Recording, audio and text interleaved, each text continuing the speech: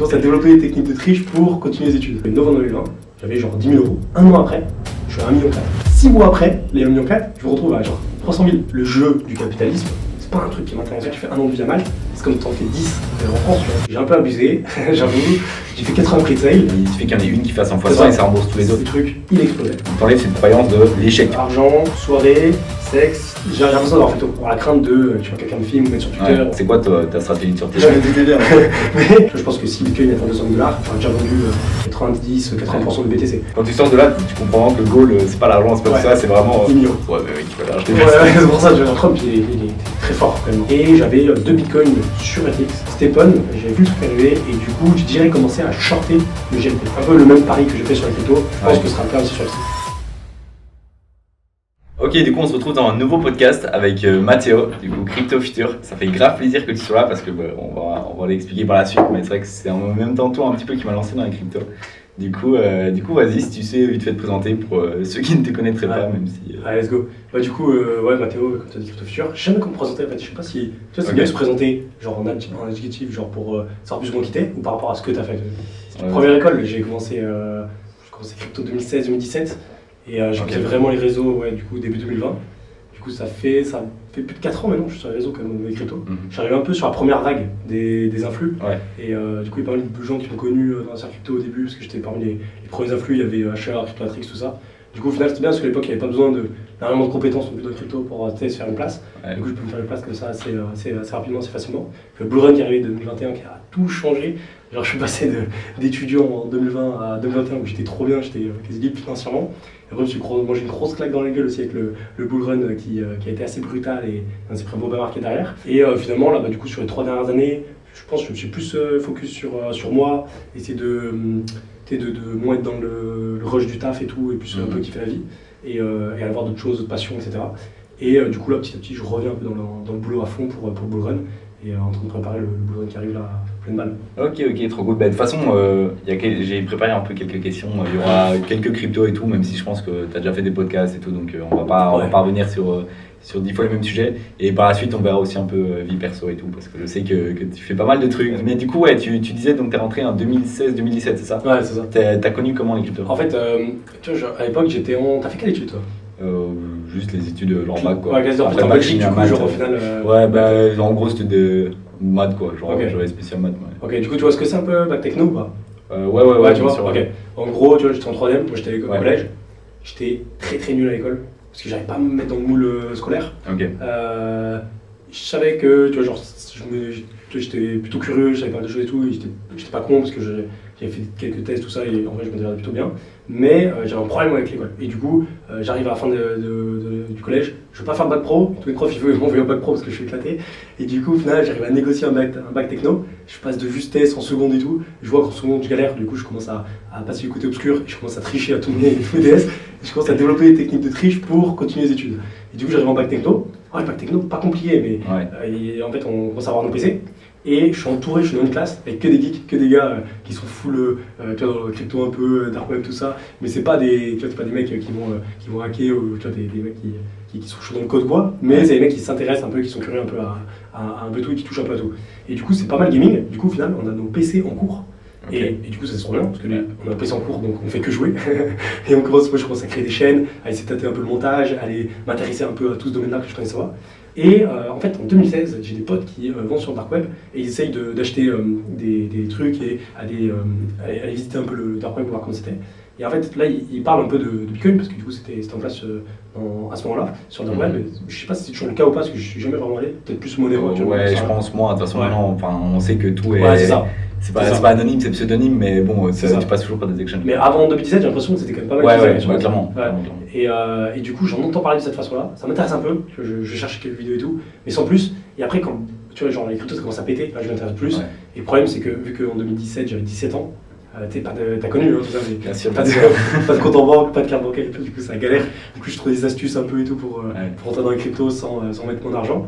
Et au final je suis un premier bull run comme ça, un peu à l'arrache, Ouais, du coup, genre, tu prenais des faussettes et tout, t'essayais de gagner des mini centimes, des mini Satoshi. C'est ça. Et à l'époque, Asher, il faisait des vidéos, et ça, ses premières vidéos, il les a enlevées, j'ai vu, parce qu'en fait, à l'époque, il montrait des faussettes, il montrait des sondages et tout, comment gagner de l'argent, genre gratuitement en faisant des faussettes et tout. Et aujourd'hui, tu vois, genre, il a une image qui est plus, du coup, il peut pas mettre ça. Du coup, il a dû mettre cette vidéo en privé. Mais à l'époque, ça m'avait pas mal aidé.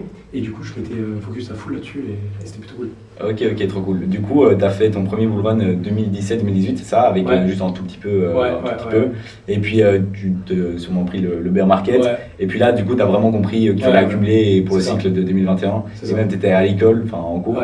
Et du coup, en même temps, c'est à ce moment-là, plus ou moins, que tu as créé tes réseaux, du coup, Crypto Future. C'est ça. Mais avant ça, comme tu l'as dit, tu avais d'autres chaînes. C'était pas ta première chaîne. Exact. En fait, genre au début, tu vois, j'avais le plafond de verre, la barrière mentale, la plupart des gens. Puis genre, j'étais dans une sphère, tu vois, autour de moi. En fait, j'avais pas d'exemple de personne qui, pour moi, genre, l'entrepreneuriat, ça n'existait même pas, tu vois. C'était juste en mode, il y avait école, tu trouvais ton boulot, puis CDI, puis voilà. Et en gros, c'est dur d'essayer de s'imaginer d'aller faire un truc que tu connais pas, que tu n'as pas vu autour de toi, tu vois, parce que tu n'as pas d'exemple. Et en fait, heureusement que YouTube et tout sont là, parce qu'avec YouTube, j'ai pu voir que tu vois, c'était possible. Et en fait, moi, au début, je mettais du temps, et maintenant, j'ai beaucoup moins à mettre les choses en place. Et j'ai remarqué qu'avec le temps, en fait, il faut se faire le plus rapidement possible. Dès que tu as une idée, il faut la mettre en place. Et en gros, au début, ma chaîne YouTube, j'avais une chaîne YouTube sur le gaming. Et je faisais énormément de GTA. Tu vois, j'adorais GTA. Et j'avais un truc dans GTA qui s'appelle le stunt. Je sais pas si tu connais. Genre, en gros, tu vois, dans GTA, soit tu veux buter des flics, tu fais les étoiles, tu fais l'histoire, tout ça. Et tu as une communauté très restreinte dans GTA qui s'appelle le stunt. Où en gros, tu vas prendre des motos et tu vas aller plein bille sur un par exemple, muret. Et tu vas lever la roue sur le muret, et tu vas voler en l'air, et le but c'est de rater sur le building. Et sauf que pour essayer de manier cette compétence-là, ça prend des dizaines, des centaines d'heures, tu vois, super long. Et du coup, moi j'adorais cet aspect-là, tu vois, de tryhard, et du coup, j'ai commencé à faire full vidéo, full montage là-dessus. Et au début, genre j'ai fait ça pendant peut-être 3 ans, et je m'investissais à fond là-dedans. Et en fait, le truc c'est que j'osais pas passer le cap de faire une vidéo où je parlais, où je me filmais et tout. Parce que j'avais ce plafond de verre mental, et en fait, après, quand il y a les cryptos, j'ai regardé pas mal de vidéos, j'en ai beaucoup de cryptomatrices à l'époque qui faisaient des délits. Et tous les jours, je me disais, putain, j'ai trop envie de faire ça, j'ai trop envie de faire ça. Et en fait, j'ai mis beaucoup de temps avant de faire ma première vidéo. Et au final, tu vois, 2018, 2019, 2020, je me suis renseigné à fond sur la crypto tous les jours. Je bouffais de la crypto dans tous les sens. Et finalement, j'ai lancé ma première vidéo sur la crypto, tu vois, le 1er février 2020. Donc j'ai bien mis 2 ans, tu vois, avant de lancer la première vidéo. Et tes inspirations, tu regardais beaucoup de FR ou aussi du coup anglophone? Parce que anglais. Parce qu'en français, il n'y avait pas tellement de personnes. Et ouais, c'est ça le problème. Et le problème, c'est que. Alors, c'est pas une excuse, mais tu vois, genre, je suis dysphasique. Et en gros, au niveau. Tu vois, je parle très vite et genre, des fois, j'ai des tics de langage un peu. Tu vois, j'écorche un peu les mots, tout ça. Et du coup, pour apprendre les langues, putain, c'est beaucoup plus dur. Et tu vois, genre, aujourd'hui, je me vraiment en anglais. Mais c'est. Tu vois, genre, je fais pas les bonnes constructions de phrases, c'était un peu à l'arrache quand même. J'arrive quand même à me faire comprendre. Mais à l'époque, laisse tomber, en anglais, c'était la galère. Et du coup, genre. J'ai essayé, tu vois, mais c'était long. Et en fait, le temps d'apprentissage que j'avais à avoir en anglais pour regarder des vidéos en anglais, je me disais, tant pis, tu regardes que du FR. T'as comme eu cette déterre de te lancer, et en plus, tu t'es pas lancé n'importe comment, quoi. Tu faisais, je sais pas si t'as direct commencé par une vidéo par jour, mais t'as charbonné les vidéos pendant toute cette période-là, quoi. En fait, ce qui m'a aidé, c'est que, tu vois, il y avait donc les vidéos crypto, mais à côté, je regardais aussi les vidéos d'entrepreneurs.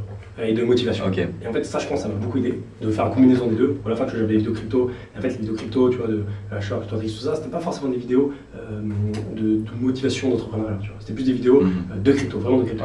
Et la motivation d'entreprendre tout ça, je l'ai eu avec d'autres chaînes YouTube. Je regardais beaucoup Sonicourt à l'époque, je sais pas si tu as connu.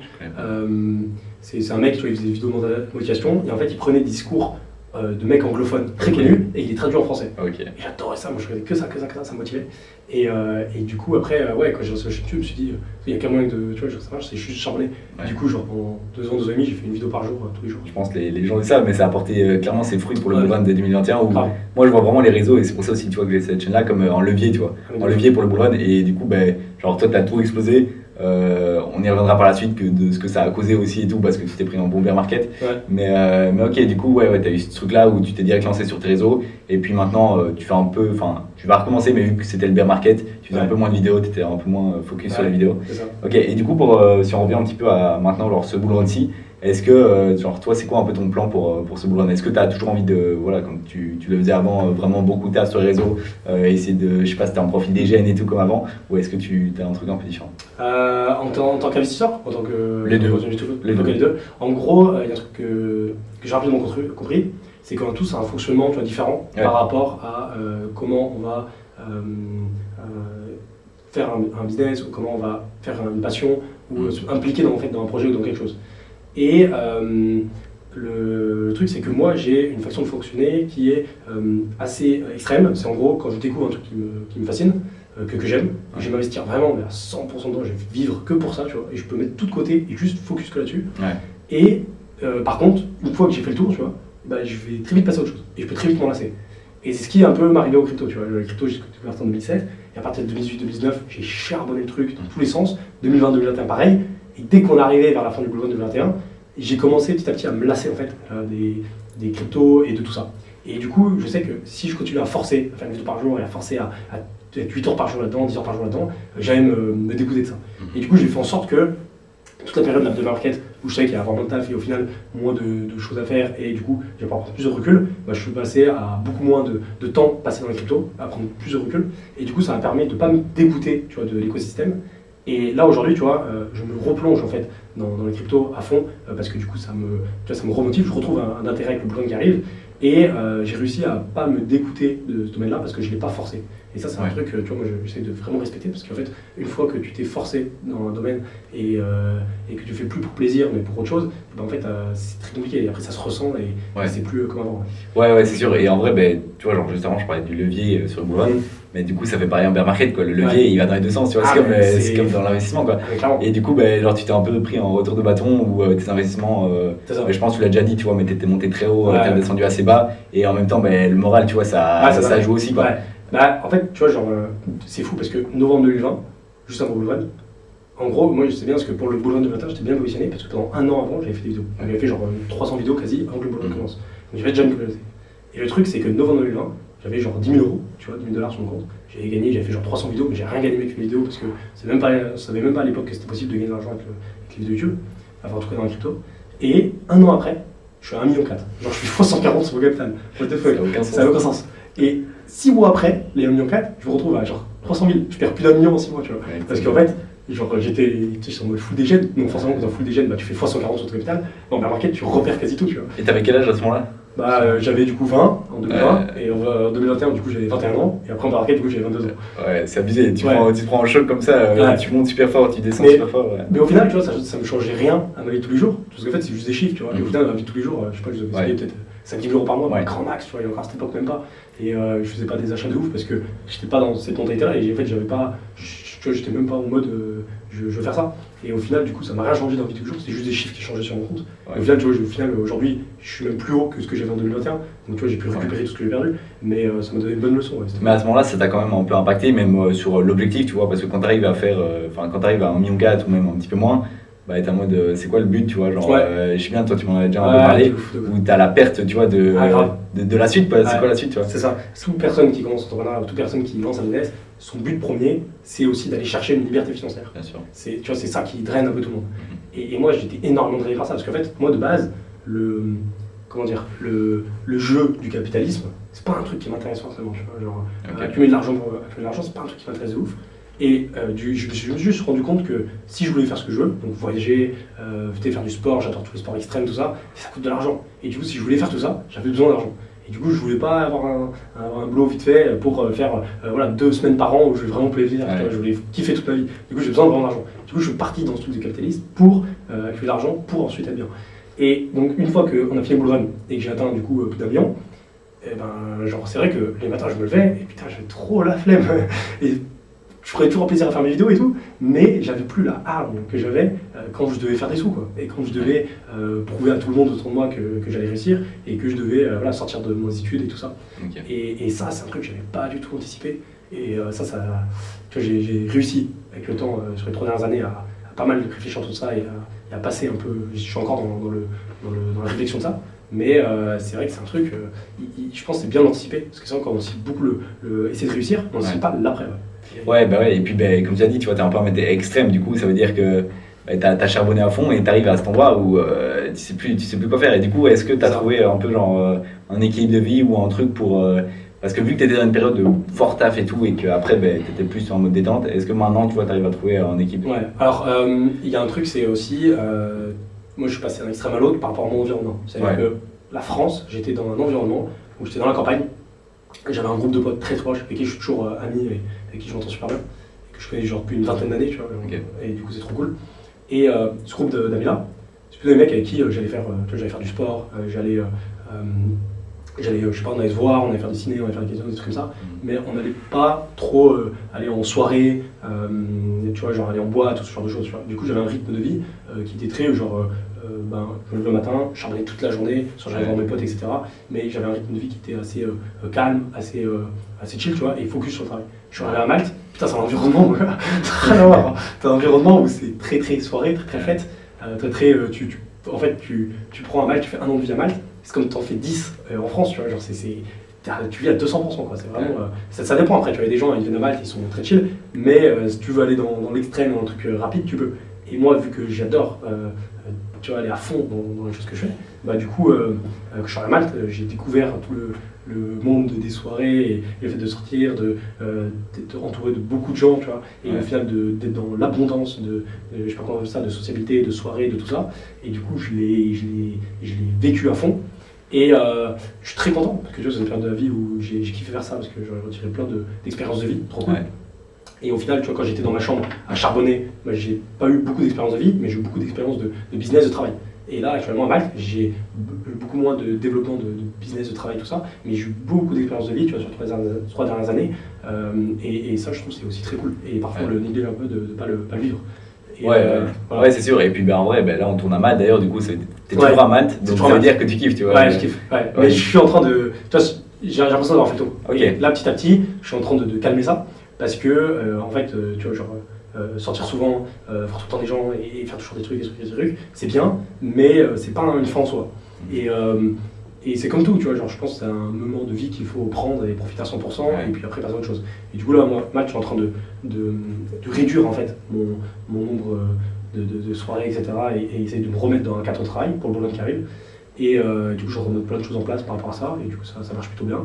Et petit à petit, je suis en train aussi éventuellement, là je pense encore 1 an après Blue Run, fin 2025, sûrement partir de Malte et aller plutôt dans les pays en Asie, ça m'intéresse pas mal, faire plus de voyages et après revenir à Malte peut-être 2 mois par an, tu vois, mais pas retourner. Ouais, parce que tu as aussi une grosse partie en Thaïlande, et du coup les pays d'Asie, c'est quelque chose qui t'intéresse, quoi. Ouais, de fou, ça. J'adore. J'adore, c'est trop bien. En fait, cette liberté que t'as là-bas, c'est génial. Après, c'est comme d'hab, tu vois, ils te donnent la liberté parce que eux, tu vois, ils vivent dans une liberté qui est assez ouf, mais parce qu'ils respectent la liberté des autres, tu vois. Et ça, c'est un truc qui est hyper important à comprendre. Et je dis pas que je l'ai bien compris encore, parce que tu vois, je fais des erreurs aussi, parce qu'en fait, quand tu arrives en tant que Français, et qu'en France, tu vois, tu as tout qui est plus ou moins restreint, tu vois, parce qu'en fait, les Français ils font de la merde si, tu vois, s'ils ont la liberté max.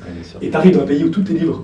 Et tu vois, en fait, ça se base sur le truc de, bah, on te laisse libre, mais il faut pas que tu fasses ce con parce que sinon tu peux prendre très cher derrière, tu vois. Et en fait, c'est à toi de t'auto-ajuster. Et du coup, c'est pas facile à faire et c'est notre mentalité. Moi, j'adore cette mentalité. Ok. Et du coup, la France, tu ne verrais pas y vivre, quoi. Non, France, c'est juste pour revoir la famille, les amis, tout ça, mais pas pour y vivre. Et l'Asie, tu as déjà des idées de... Thaïlande, moi j'aime bien. Thaïlande, j'aime beaucoup.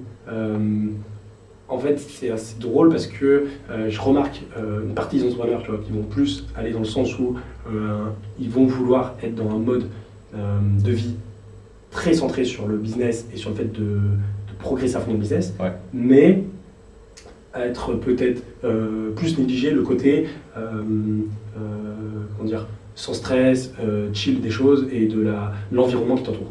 Et du coup, tu as les gens qui vont être full business, vont souvent aller à Dubaï ou tu vois, dans ce genre d'endroits où ça va être très centré là-dessus. Et puis les gens plus chill vont plutôt aller par exemple à Bali, en Thaïlande, tu vois, dans les endroits comme ça, où tu as un cadre de vie qui est beaucoup moins stressant. Mais derrière, c'est vrai que tu es moins dans le fait de rush, tu vois, le business. Moi, actuellement, je suis plus dans cette philosophie de aller vers un endroit plus naturel où genre c'est chill, je suis pas stressé, je suis en short de bain toute la journée, je suis torse nu, tu vois, et je suis pas en mode boulot H24, ça moi j'aime bien. Ok. Et d'ailleurs, par rapport à ça, tu vois, genre pour vivre quelque part, est-ce que genre t'es vraiment full crypto ou t'as aussi l'IMO et t'as aussi d'autres investissements dans ça? Ça, c'est un peu mon truc aussi de dégénérer, mais en fait, un profil un peu dégène, mais en gros, tu vois, 2021, je me suis dit, vas-y, je vais commencer à diversifier. J'ai commencé à regarder du côté de la France. Ils m'ont dit, vas-y, t'es dans les cryptos. J'ai commencé à regarder au niveau des banques et tout. Je pense qu'il y a moyen. Tu peux lever des fonds, forcément, même si t'es dans les cryptos avec des banques françaises. Mais c'est compliqué. Puis j'ai vu tous les obstacles et tout qu'il y avait. Je me suis dit, bon, tant pis, je vais ailleurs, c'est plus simple. Au final, j'ai trouvé, Malte, c'est ça m'intéresse pas trop non plus, oubliez. Donc je regarde plutôt du côté de l'Asie. J'ai failli 2 fois là, en 2022, début 2023 plutôt, acheter en fait un terrain en Asie. J'aurais pu le faire et en fait c'était un truc legit et tout avec un mec que je connais sur place.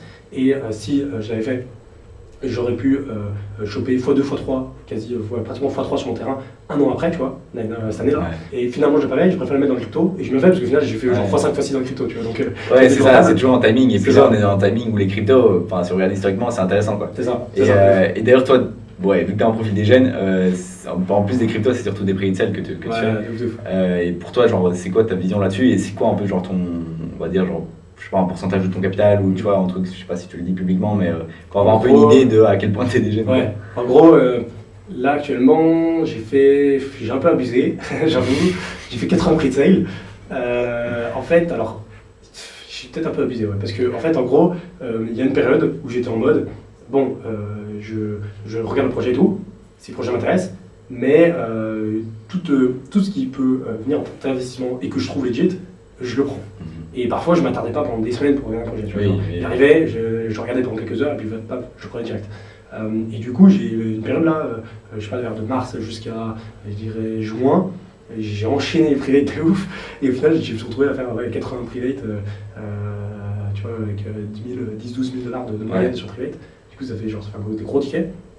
Un gros ticket de private. Et du coup, ouais, j'ai eu bien, je sais pas, peut-être 50 ou 100% de portefeuille dans le private, quoi. Ouais. Dans le projet. Après, les privates, t'en parles souvent, mais tu vois, c'est vraiment, il suffit qu'il y en ait une qui fasse en x100 et ça rembourse tous les autres, tu vois. C'est exactement ce que j'explique en vidéo depuis genre 3 ans. Parce que moi, les premières privates que j'ai fait, c'était fin 2021, donc ça fait quand même 3 ans que je commence à faire de private. Et en gros, depuis fin 2021, chaque fois que je parle sur YouTube ou sur Twitter, tu vois, de mon plan pour les privates, je suis en mode, c'est une stratégie risquée. Mais c'est une stratégie où en gros, sur 100 privates que je vais faire, tu vois, il va y en avoir un tout petit pourcentage, il va y avoir genre 5%, 5% de privates qui vont faire genre 1 x 500, et après il va y en avoir genre 50% qui vont faire 1 x 200, ainsi de suite. Et en fait, au final, tu auras peut-être la moitié des privates qui vont pas du tout marcher, mais c'est pas grave, parce qu'en fait, les 5% vont rembourser toutes les autres largement. Ouais. Et moi, c'est ce que je vise. Et parfois, c'est mal compris, parce qu'en fait, il y a beaucoup de gens qui vont dire ouais, mais du coup, si on suit ta stratégie, en fait, si tu suis par exemple ma stratégie et tu fais que 2 ou 3 privates, ça va être plus compliqué, parce que 2 ou 3 privates, tu peux avoir la possibilité où tes 2 ou 3 privates ne marchent pas du tout. Et du coup, t'es baisé, tu vois. Ouais. Et en général, je trouve que plus tu fais de privates, plus du coup, tu lisses ton risque que ça marche pas en fait. Ouais, du coup, il faut vraiment du volume, quoi. Et c'est ça. Toi, en vrai, tu as un capital qui te permet, parce que c'est sûr que si c'est à chaque fois des gros tickets, c'est ça. Donc c'est un peu compliqué. Mais ouais, ok, je vois bien. Et de toute façon, le plus important dans les privés, c'est à chaque fois le timing, tu vois, quand ça sort. Et ça, les projets, tu vois, ils peuvent repousser la date de sortie et tout. Et toi, d'ailleurs, genre, tu as sûrement beaucoup de privés qui t'en attendent, là, je suppose. T'en penses quoi par rapport au timing, comment ça se passe au niveau du marché? Ça, c'est hyper important. En gros, c'est ouf, mais les projets qui du coup sont nouveaux et se lancent pour le bull run, en fait, ils vont suivre l'amplitude du marché, mais en x10, x20, tu vois. Donc quand le marché va te corriger de moins 10, moins 15%, les privés vont se taper à moins 50, moins 60. Inversement, quand le marché va monter de plus 10, plus 20%, ils vont faire des plus 200, plus 300. C'est très volatile. Et parce que c'est de nouveaux projets, ça peut de capitalisation la plupart du temps, etc. Et donc le timing de lancement de la private est super important. Si tu lances ta private et derrière genre, le marché il corrige de moins 50%, moins 30%, moins 40% durant 4-5 mois, la private elle va galérer dans le faire. Mais c'est pas si grave que ça. Au final, ça peut être une bonne chose d'avoir un mauvais timing. J'explique pourquoi. En gros, tu vois, actuellement, sur les 80 privates que j'ai fait, j'en ai une trentaine qui sont sortis. Et sur les 30 que j'ai sortis, en moyenne, je suis perdant. Actuellement, c'est sûr. Mais je sais qu'en bull run, ça va redevenir gagnant. Et si tu regardes, en fait, je sais, je l'ai vécu d'expérience en 2020. Parce qu'en fait, en 2020, il y avait beaucoup de projets qui se faisaient lister, qui faisaient le private aussi pareil, la même chose. Et c'était toujours la même chose. En gros, elle se faisait lister fin été 2020, par exemple. Le truc, il explosait. Au début, listing. Les jours et les semaines qui suivent, boum, boum, boum, boum, ça dégringole, comme d'habitude. Ensuite, ça trouve un bottom, peut-être à moins 70, moins 80% du listing, tu vois, donc super bas. Mais derrière, une fois que ça trouve le bottom, ça range. Puis dès que le bottom commence à repartir, boum, boum, ça pète. Et au final, après, ça fait genre des fois 50, fois 100 par rapport au prix du listing, même pas par rapport au bottom, tu vois. Et du coup, c'est super intéressant, tu vois. Ouais, c'est sûr. Et puis en vrai, il y a des exemples, je sais pas si ETH ou tu vois, XRP, ouais, des cryptos comme ça, où bah, en fait, au début, il y a eu une private sale et tu regardes le graphique, c'est exactement pareil, c'est ce que tu racontes. Quoi. ETH, pareil, enfin, je sais pas quand ça passait ETH, mais je sais par exemple Solana, ouais, Solana, ou même Uniswap, tout ça, tous ces tokens-là, au début, ils ont listé, ils ont fait moins 70%, ils ont réduit et puis ils sont partis. Okay. Et du coup, là, c'est la période actuellement où les 30 privés sont sortis, elles sont dans cette période où elles sont tout en bas, et là, elles commencent à ranger, tu vois, ça pose des bases avant de repartir. Et du coup, en fait, au final, pourquoi ça peut être intéressant que lancer ce privé trop tôt, bah, ça peut permettre d'investir au même prix des private sales sans blocage de tokens. Tu vois, parce que moi j'ai des private sales sur lesquels je suis rentré à ce club, bien sûr, et là elles ont pété, et là elles sont plus bas. Et du coup, au final, tu peux acheter un token genre moins cher que la private sale avec zéro blocage de token, donc c'est super intéressant. Ouais, c'est pour ça moi je regarde beaucoup les private sales dont tu parles, ou qui se passe, pour regarder, tu vois, et si je peux les acheter après parce que t'as pas de blocage et tout, c'est ça intéressant. Ok, et du coup, par rapport à ce boulot-ci, tu es quand même assez confiant pour la suite, pour les private sales et pour le marché en général, quoi. Moi je suis très en mode c'est pas grave si ça marche pas, et je suis à 99% sûr en bull run et que voilà, ça a bien marché, ça a bien fonctionné. Mais même si je sais pas pour quelle raison le marché crypto il s'effondre, il n'y a plus rien derrière, je ne vais pas être dans la peur de recommencer de zéro, et même dans le pire des cas, tu vas revenir chez mes parents et recommencer un business ou autre chose. Et c'est même un truc, tu vois, qui est un peu palpitant, et sur lequel tu vois, ça me ferait pas kiffer, mais je prendrais du plaisir, tu vois, à refaire ça. Parce que j'adore le fait de revenir à zéro et de pas avoir le choix, tu vois. Parce qu'en fait, c'est toujours pareil. Si tu n'as pas le choix, tu vas être dans un conditionnement et dans un état mental qui est très différent que si tu as le choix. Ouais, tu en as déjà parlé plusieurs fois dans tes vidéos et tout, et je pense que c'est un truc grave intéressant, cette peur, tu vois, de revenir à zéro. Et d'ailleurs, en plus, cet été, tu vois, j'ai failli partir en mode, je sais pas, 2 semaines sans argent, tu vois, en stop et tout. Parce que j'ai plein de gens, bon, en CrossFit, en stop, je sais pas où j'allais, mais j'ai plein de potes qui ont fait ça, et je pense que c'est vraiment un truc important où tu enlèves cette croyance de l'échec, tu vois. Genre, si j'ai un problème d'argent, je peux toujours retourner à cet état-là, et cet état-là, il est sympa, tu vois. Genre, y a rien. Et du coup, ça t'enlève une croyance, et bon, après, faut pas abuser non plus, parce qu'alors tu prends des gros risques, et voilà. Mais en vrai, t'es un peu dans cet état-là où c'est pas grave, tu vois, c'est la vie, si jamais tu retombes, bah, tu te reconstruiras, t'as appris des connaissances et tout. Et puis je trouve que toi, la vie est beaucoup plus cool à vivre, et beaucoup plus, genre, tu la vis beaucoup plus, si tu vois, les mouvementés, il y a plein de choses qui se passent, que si tu vois, genre c'est un truc linéaire où tout le monde progressivement sans qu'il n'y ait aucun problème.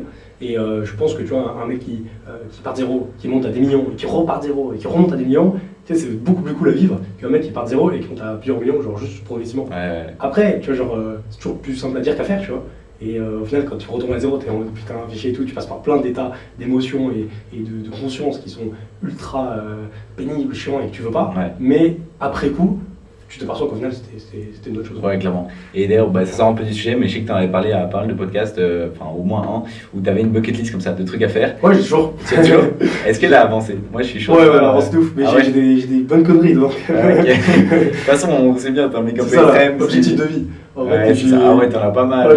J'en ai barré plein, mais j'ai plein de catégories différentes. T'en as un ou deux à dire, genre soit que t'as fait dernièrement, soit que. J'ai dépassement perso, expérience de voyage, argent, soirée, sexe, et après autre. Et en fait, il y en a plein que j'ai noté, il y en a plein que j'ai barré. Il y a quoi que j'ai fait dernièrement? Tiens, j'avais apprendre le wheeling en moto. Ça, c'est un truc tout con, tu vois, mais je voulais trop.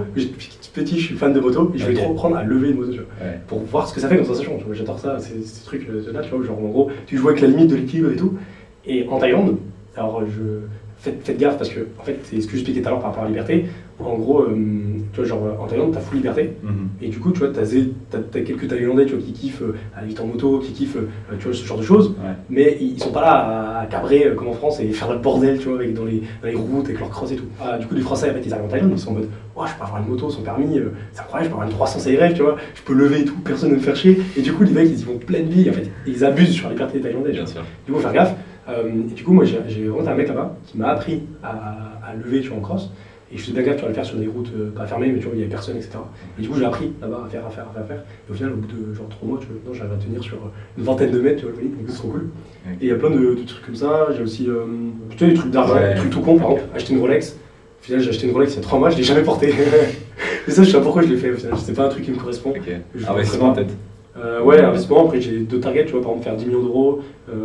Après, c'est des trucs, c'est pas. Tu vois, par exemple, l'argent, c'est pas le truc. Ouais, c'est ça. Bah, c'est ce qu'on voit dans ta liste, tu vois. Ouais, elle n'est pas le plus long. Là, au final. C'est ce que tu dis depuis tout à l'heure, c'est que l'argent, tu vois, c'est pas le plus important. C'est ça. Là, au final, où j'ai plus de choses à atteindre, c'est expérience de voyage et dépassement personnel.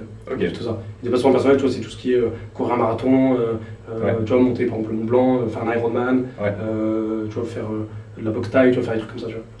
Ok, trop cool. Bah écoute, j'espère qu'on va suivre ça, si t'arrives à faire des trucs. De toute façon, sur Insta, tu un peu. Mais non, je suis en privé sur Insta. Ah ouais, c'est vrai. Ouais, d'ailleurs, en vrai, on peut vite fait expliquer ce truc-là.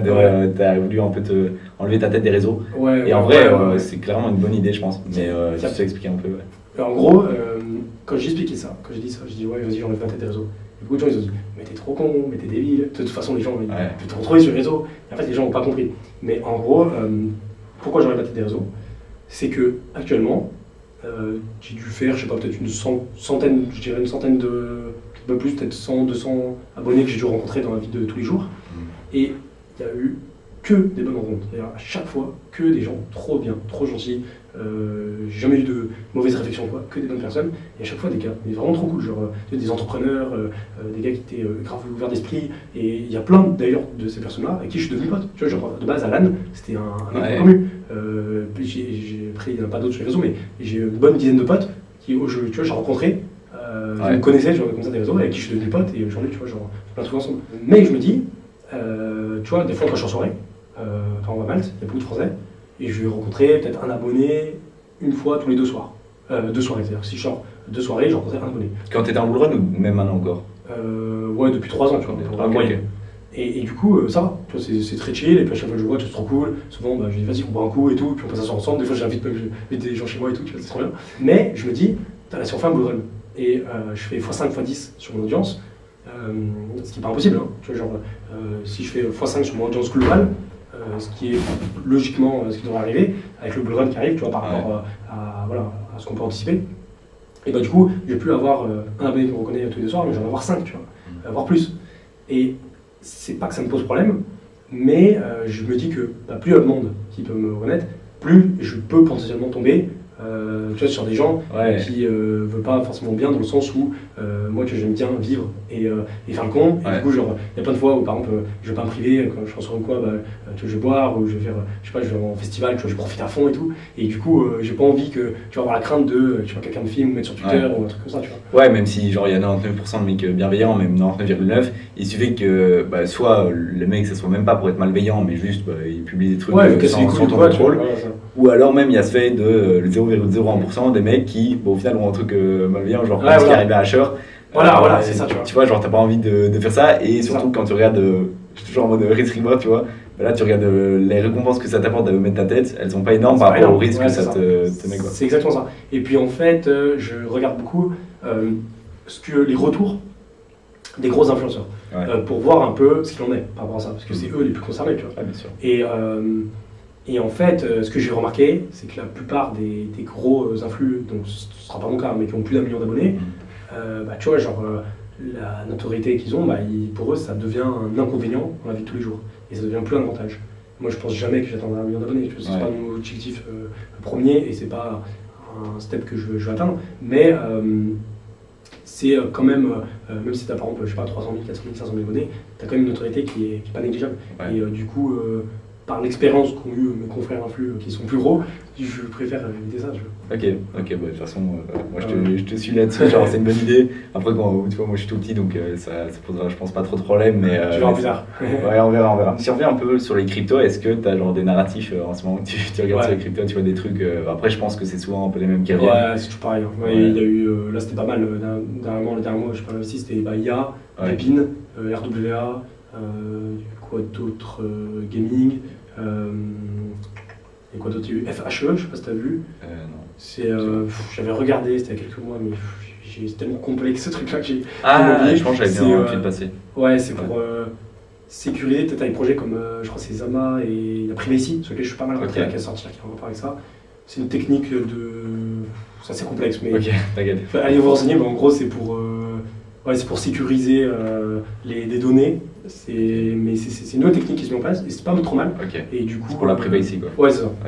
Et il y a des cryptos hors privacy ou quoi que tu attends beaucoup pour ce bullrun Bon, après les cryptos classiques dans lesquels j'ai plus investi, ETH, Link, Matic, tout ça, ces cryptos-là, assez classiques. Le VET aussi, j'aime bien.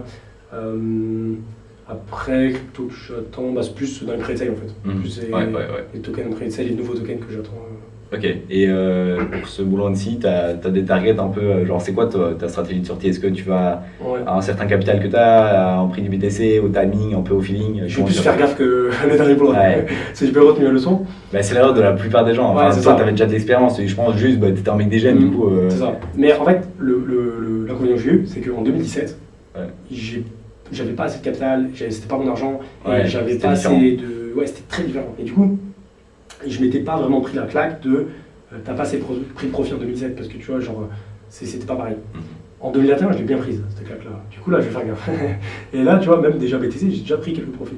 Quand on a atteint les 70 000 au mois d'avril, j'ai déjà retiré une partie de mes BTC. Bon, après, j'ai mis en standby pour les réinvestir en retail. Mais au final, j'ai quand même pris des profits sur BTC. Après, ce que je compte faire, c'est déjà, à partir du moment où BTC va atteindre 100 000 $, je vais commencer déjà à vendre un minimum de capital pour avoir quelques centaines de milliers d'euros et garder ça safe au cas où si tu vois il y a un problème. Moi j'investis dans l'immobilier. Après je compte pas mal sur certains, je sais que c'est pas tout le monde qui est d'accord avec ça, mais moi j'aurais pas mal certains indicateurs. J'ai P-Cycle indicateur que j'adore, tu connais, et que sur lequel moi je vais pas mal regarder pour essayer de toper un peu le timing du marché. Et après j'ai sur les gros altcoins comme par exemple ETH, Bitcoin, c'est vrai que j'ai target de prix, tu vois, genre 100 000 $, j'ai une partie. Et après, plus on s'approche, 150 000, 200 000 $, tu vois, je pense que si Bitcoin atteint 200 000 $, j'aurais déjà vendu 90-80% de BTC. ETH, même chose, dès qu'on atteint 8-10 000 $, je commence déjà à voir. Puis si ETH arrive à 15 000 $, j'aurais déjà vendu pareil 80% de mes ETH. Et il y a des cryptos, genre par exemple le BTC, que tu as vraiment une vision très long terme où tu vas en garder un peu de côté pendant des années, ou alors tu fais vraiment un cycle par cycle? En gros, Bitcoin, depuis 2017, je fais cycle par cycle à chaque fois. Mais là, je veux changer. Et je pense que ce que je vais faire, c'est là, quand on va arriver à la fin du bull run, donc je vais avoir du coup le gros capital que j'essaie de viser. Et ce capital-là, je vais en mettre une bonne partie dans l'immobilier, je pense. Une bonne partie dans des business d'e-commerce, de marques, etc. Totalement passif, tu vois, via des contacts que j'ai, etc. Et c'est délégué, pourquoi pas dans peut-être les montres ou tu vois, dans les petits trucs comme ça. Et je vais surtout en garder peut-être un bon 30% uniquement pour acheter des BTC en bear market 2028, du coup, 2027-2028, où j'aimerais bien que BTC revienne à son ancien TH, donc à 60 000 $. Je pense que tu vois, le bottom qu'on pourrait avoir du prochain bear market sera sûrement à 60-70 000 $, sur ce qui se passe. Et là, du coup, racheter pour plusieurs millions de BTC, plusieurs millions de dollars de BTC, et garder ces BTC pour une dizaine d'années, pas pour les revendre prochainement. Et je sais pas si tu communiques pas, tu me dis, mais genre, est-ce que tu as des targets genre de prix de ton capital au top 10 millions, Des millions 10 millions. 10 millions, ok, 10 millions. C'est ta target, genre target moyenne, basse, haute? Moyenne, Moyenne, ok. 10 millions, j'aimerais bien, ça me paraît assez faisable. Déjà, je dois avoir peut-être 2 millions à peu près, du coup, genre, ça me ferait à peu près x5. Ça me paraît faisable, surtout avec les prix et tout. Attends, c'est x5? Ouais. Ouais, mais oui, tu vas l'acheter. C'est pour ça, tu vois. En fait, soit c'est la Lambo ou la rue, tu vois, genre, soit. En fait, si je me dis, si privé de paid, ça peut être abusé, Ok, ça va, du coup, t'es raisonnable. Ouais, je suis raisonnable. Ok. Mais du coup, en vrai, sur 5 et 10 millions, ça m'irait très bien. J'aurais plus de soucis à me faire, tu vois, pour l'argent. Oui, de toute façon, c'est comme tu as dit tout à l'heure, tu vois, c'est pas l'argent, c'est pas l'objectif des 10 millions, c'est juste ce que tu vas faire avec, quoi. Voilà. Et la liberté que ça t'apporte. C'est ça. Et après, je pense, tu vois, j'aurais beaucoup moins la gestion de mon argent par rapport au fait d'essayer d'accumuler plus d'argent. Parce que je verrais pas comment je pourrais gaspiller autant. Tu vois, je suis pas dans le truc de vouloir acheter du yacht, des jets ou toi, ou ça m'intéresse pas forcément. Mais je serais plus dans l'optique de investir mon argent dans les trucs qui me plaisent vraiment. Et au final, les trucs qui me plaisent vraiment, ça peut coûter, tu vois, quelques milliers, dizaines, centaines de milliers d'euros, mais jamais des dizaines de millions. Du coup, j'aurais pas besoin d'accumuler plus d'argent. Du coup, je vais pas être en mode il faut que je réinvestisse mon argent absolument pour refaire beaucoup d'argent et atteindre une target de 100 millions, 1 milliard, ça m'intéresse pas. Mais plus investir mon argent pour faire kiffer moi et mes proches. Et du coup, si ton but c'est pas vraiment d'avoir, je sais pas, le plus gros capital possible ou quoi, est-ce que tu as vraiment un but, je sais pas, genre un but de vie ou vraiment un truc vers lequel tu vas aller? Bah, tu vois, moi j'ai compris que en fait il y avait, enfin j'ai compris, je sais pas si j'ai compris, j'ai vu deux mondes très différents. T'as un côté un peu les gens comme nous qui sont en mode full, enfin un peu comme nous, enfin, pas forcément comme ça, mais en mode très jouer au jeu du capitalisme. Ouais. Et leur but dans la vie, c'est d'atteindre le plus possible enfin, c'est pas forcément le cas, mais essayer d'atteindre le plus possible de richesse, de matériel, etc., pour avoir un confort de vie meilleur. Okay. Et à l'opposé, tu vas avoir un peu les gens beaucoup plus centrés sur l'esprit humain, sur la psychologie humaine, sur le bien-être, etc.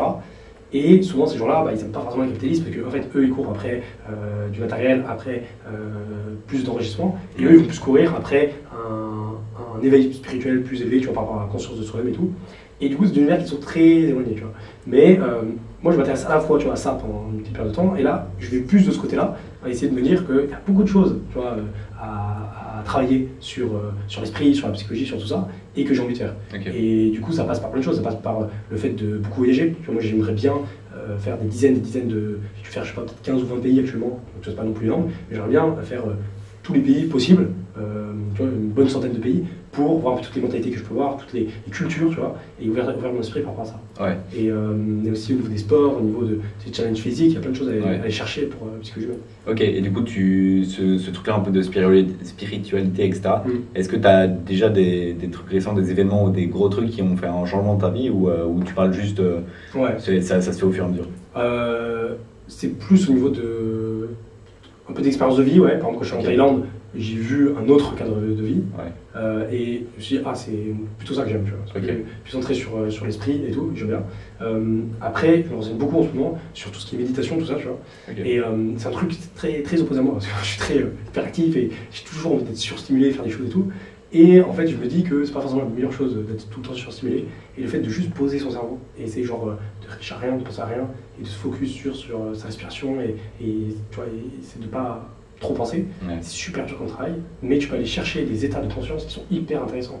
Et tu vois, t'as des moines, tu vois, des mecs qui arrivent à aller gérer ça au max level et qui vont chercher des niveaux de méditation et tout qui sont fous et qui parfois se rapprochent de certaines substances psychédéliques que tu peux aller chercher. T'as des moines, tu vois, ils vont aller chercher des niveaux de méditation qui sont équivalents à ce que tu peux prendre quand tu prends du LSD ou de la DMT ou ce genre de psychédélique. C'est ouf. T'as déjà fait des breathwork ou pas? C'est quoi?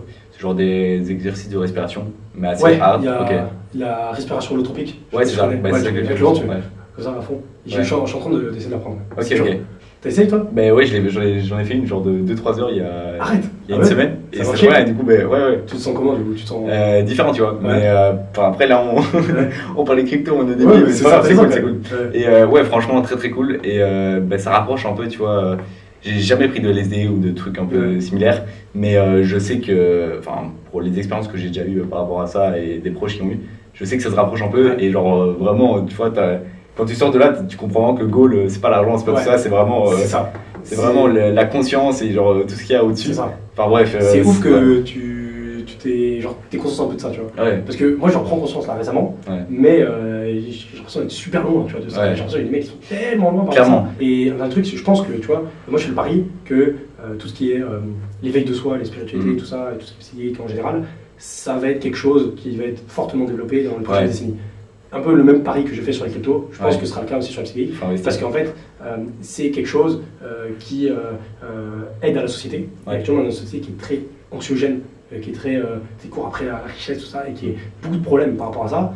Et tout cet aspect-là, spiritualité, méditation, machin, ça aide par rapport à l'anxiété qu'on a un peu globale de la société. Donc ça peut être une bonne chose. En vrai c'est trop important et je pense que les gens ils vont commencer à en prendre conscience, tu vois. Et moi j'ai fait ça avec quelqu'un en plus qui accompagne Yomi et tu vois des personnes comme ça. D'ailleurs je sais pas, je donnerai peut-être son contact parce que c'est grave intéressant. Et j'ai vu aussi quelques boîtes, tu vois, qui commencent à aller là-dedans et je pense pour les prochaines années ça va être quelque chose qui est intéressant. Ok, trop cool. Écoute, je reviens un peu plus dans les cryptos. Au niveau des actualités récentes qu'il y a eu, il y a eu notamment bientôt ça va arriver les élections avec Donald Trump. Je sais pas, c'est quoi ton avis là-dessus? Tu en as un peu parlé en vidéo et tout, mais c'est quoi ton avis par rapport à ça? Est-ce que tu penses que ça va être, si par exemple c'est Donald Trump qui est réélu, est-ce que ça va déclencher un truc nouveau sur les cryptos ou c'est juste un petit peu du marketing?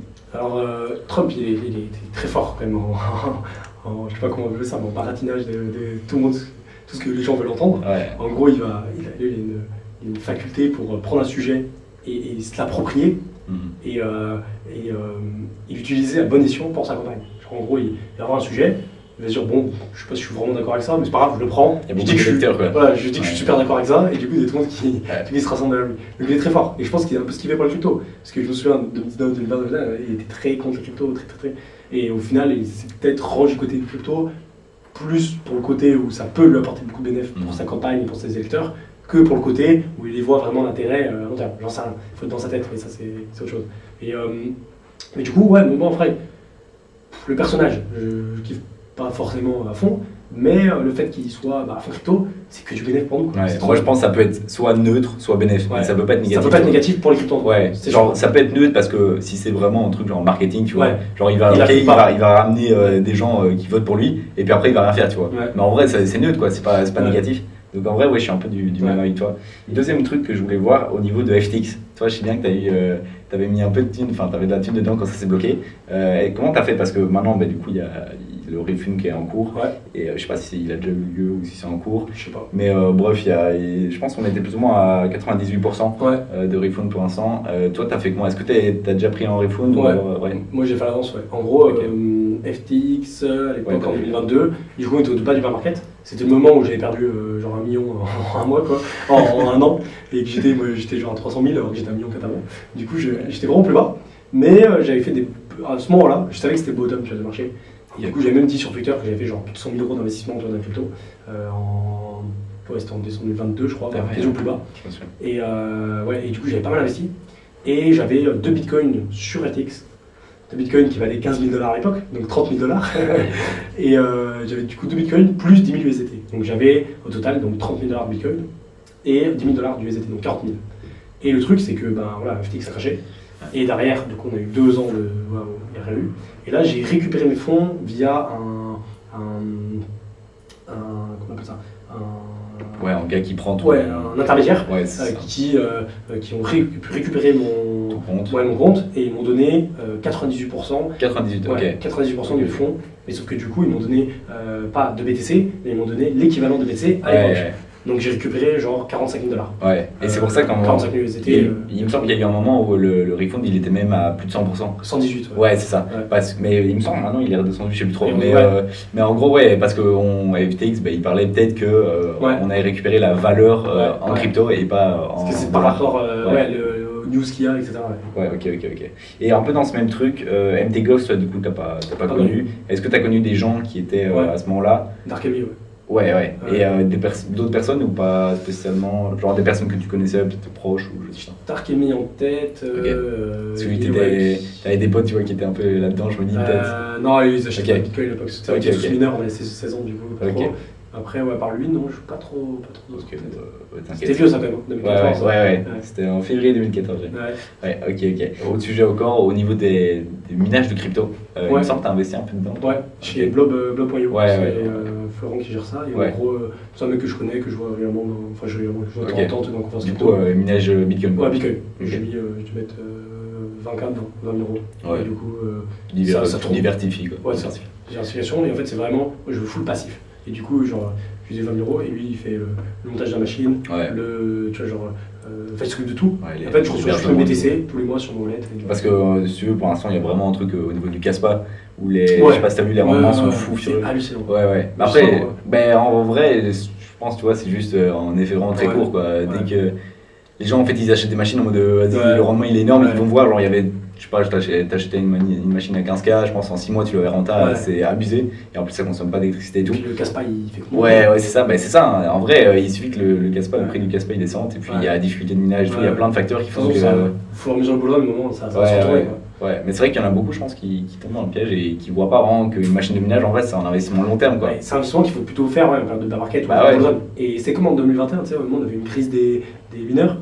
Tout le monde voulait acheter des mineurs parce que c'était ultra rentable, mais en fait, il fallait l'acheter avant, quoi. Ouais, il y a plein de facteurs que les gens ne voient pas trop, genre la difficulté de minage ou juste le fait que si ta machine tu l'achètes sur sa durée de vie, ça veut dire 2, 3, 4, 5 ans. Et du coup, il faut voir sur cette période-là. Plein de choses à prendre en compte. Et au niveau de Telegram, ça c'est assez récent.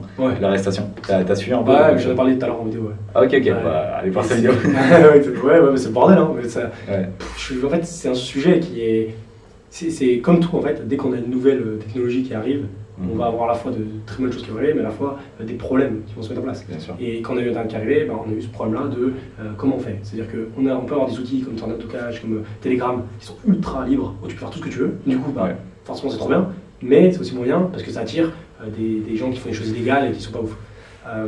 Et du coup, le problème, la solution à ça, c'est mettre de la modération sur ces messageries, sur ces logiciels-là. Le problème de la modération, c'est que du coup, c'est l'entité centrale qui gère ça et il peut y avoir des abus qu'on a connus un peu dans plein de cas. Et donc, le problème, c'est qu'il faut réussir à trouver un juste milieu entre ça et c'est ultra nuancé, du coup, c'est ultra complexe. Et comme chaque technologie, c'est la même chose. Pour l'IA, ça va être pareil, il va y avoir plein de problèmes comme ça, très nuancés, qu'il faudra résoudre. En fait, je pense que c'est juste un truc collectif que la société doit résoudre. Et ça prend du temps. Donc, je sais pas. Moi, je suis plus pour le fait quand même liberté, genre en mode allez pas l'emprisonner. C'est toujours, je suis bien, toi tu es dans ce cas-là où et moi je suis en train de vivre ma vie, tu vois, où chacun fait sa vie, tu vois, c'est libre. Mais bon, vu qu'il y a beaucoup de gens, notamment en France et tout, c'est l'opposé, tu vois. Et j'avais un dernier petit sujet au niveau de Stepn, parce que je sais que toi t'avais aussi investi dedans au niveau du bullrun. Moi j'avais plutôt bien géré. En gros, Stepn, j'avais vu le truc arriver et je m'étais pas mis dedans. Et ça avançait, et moi je me disais, c'est trop gros, tu vois, genre, c'est sûr, ça va pas marcher. Et j'étais tombé sur une vidéo, un mec en fait, il expliquait le pourquoi du comment ça allait pas pouvoir tenir. Et du coup, j'ai direct commencé à shorter le GMT. Sur l'époque, tu avais le GST et le GMT, tu avais le double token. Et le GMT, il y avait un truc comme quoi, au niveau de supply, je sais plus quoi, il y avait un problème. Enfin bref, il y avait un truc merdique. Et du coup, j'avais shorté le GMT sur FTX à l'époque. Et du coup, au final, j'avais récupéré peut-être 15-20 000 € en shortant le GMT. Mais j'ai jamais acheté aucune chaussure, j'ai jamais acheté. Je pensais que t'avais été dedans, toi. C'est Alan et Knut. Ok, donc t'es sorti, enfin t'avais juste sorti le GMT et du coup t'avais juste fait genre 15-4 produits. J'ai fait des profits sur la chute du projet, quoi. Ok. Pendant que tu perdais des millions. Ouais, c'est ça. Ça compensait un tout petit peu. Ok.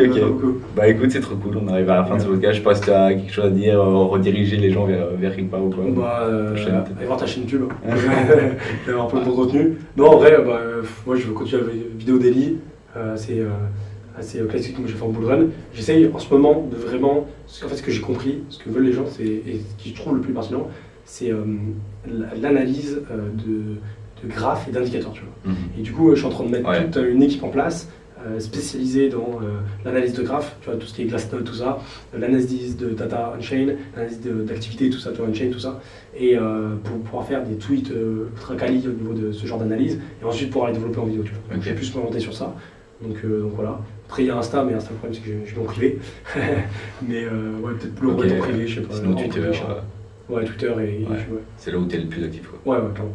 Ok, bah let's go. Moi je vous redirige si vous n'avez pas vu la vidéo juste ici, et puis je vous dis à la prochaine. Ciao.